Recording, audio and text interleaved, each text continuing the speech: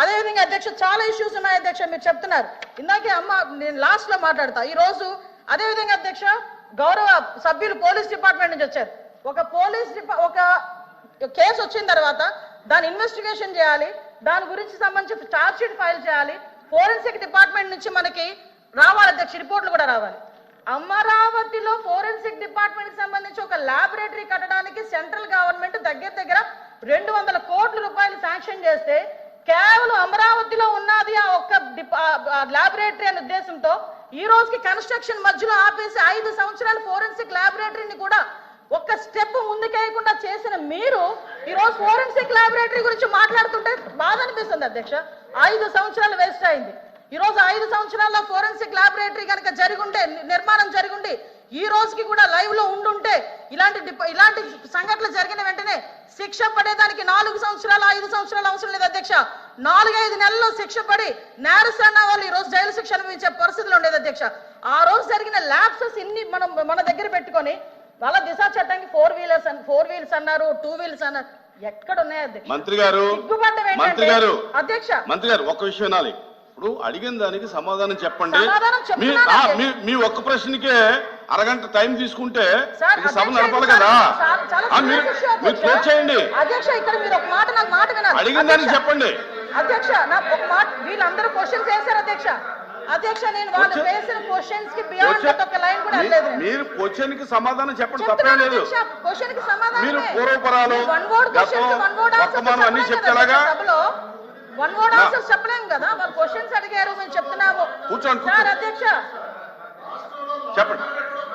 చెప్పండి మంత్రి. 5 సంవత్సరాలు లా అండ్ ఆర్డర్ ఫెయిల్ అయింది, నిజంగానే ఫెయిల్ అయిందండి. శ్రీనివాస్ గారు కూర్చోండి. శ్రీనివాస్ గారు కూర్చోండి.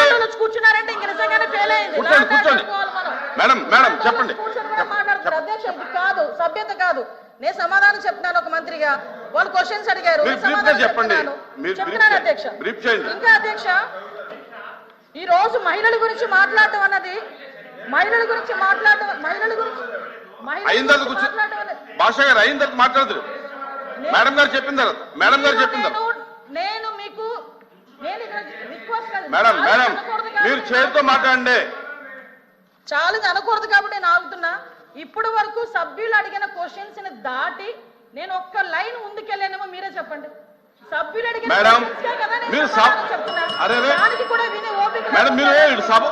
వాస్తవాలు చెప్తుంటే అంత బాధగా ఉందా? వాస్తవాలు చెప్తుంటే ఉందా మీకు? మేడం మీరు చేతితో మాట్లాడండి అధ్యక్ష. ఇంకో 2 నిమిషాలు అధ్యక్ష. మీరు సభతో మాట్లాడింది చేతితో మాట్లాడండి. ఇప్పుడు వరకు లాస్ట్ క్రైమ్ అవనియండి, ఇప్పుడు జరుగుతున్న ఏ క్రైమ్ అయినా అధ్యక్ష, మనం జనరల్ గా కనుక నేను కేస్ స్టడీస్ కూడా చూశాను అధ్యక్ష.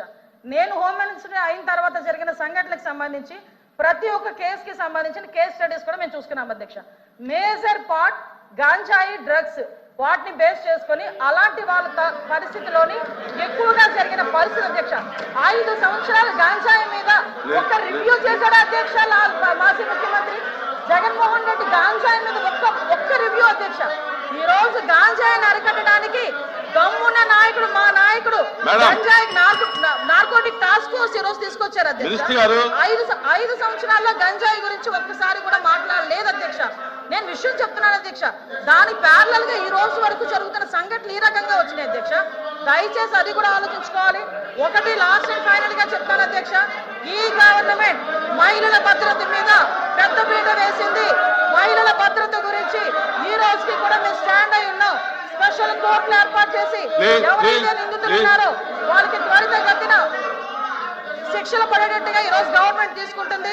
మహిళల విషయంలో ఇంక్లూడింగ్ జగన్మోహన్ రెడ్డి తల్లికి చెల్లికి అన్యాయం జరిగిన ఈ రోజు ఈ గవర్నమెంట్ మేము నుంచుంటామని చెప్పి మీ సభాముఖంగా మీ అందరికీ కూడా తెలియజేసుకుంటాం అధ్యక్ష. దాని మీద మేము స్టాండ్ అయ్యాం.